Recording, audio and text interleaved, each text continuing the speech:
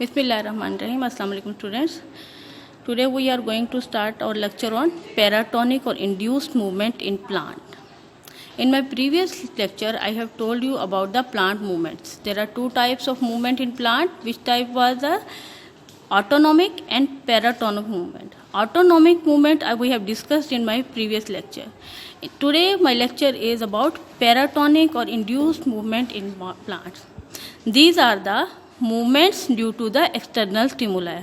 Our autonomic movement was the movement in plant due to the internal stimuli. But paratonic movement is movement in the plant due to external stimuli. Now what is stimuli?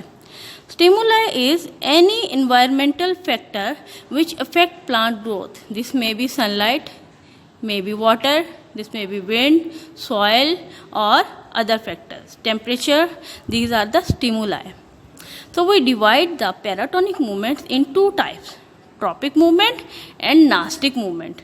Tropic movements are the directional movements. They are towards or away for the direction. And nastic movements are non-directional movements. For example, there is sunlight coming from one side and plant will move towards the sunlight automatically. It will show the curve, plant will curve or bend towards the sunlight. So this is a tropic movement.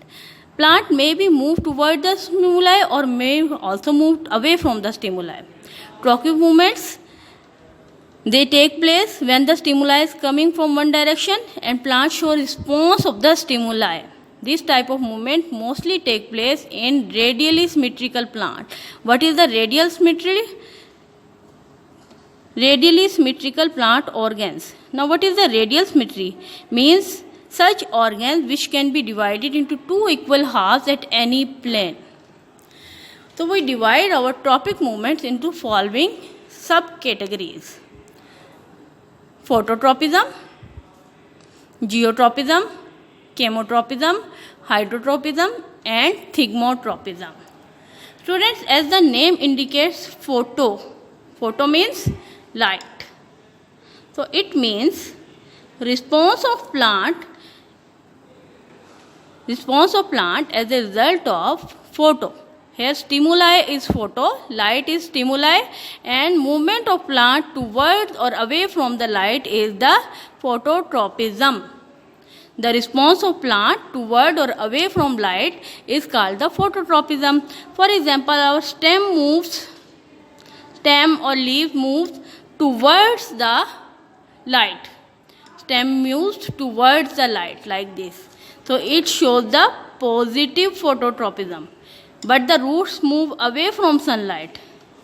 So roots show the negative phototropism. There is also phototropism in root, but roots show the negative phototropism. In the same way, geotropism. Geo means earth. Response of plant towards or away from the soil is called the geotropism.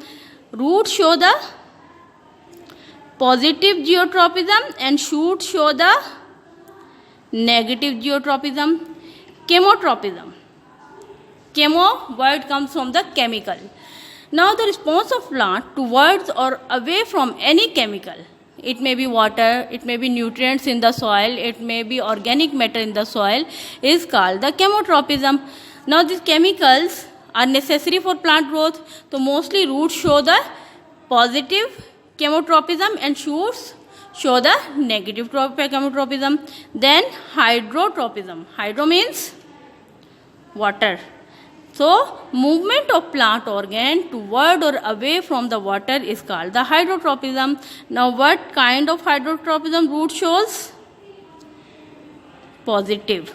And what kind of hydrotropism? Shoot shows. Shoot move away from water. So this is negative. Thigmotropism. Response to the touch. It is response to touch.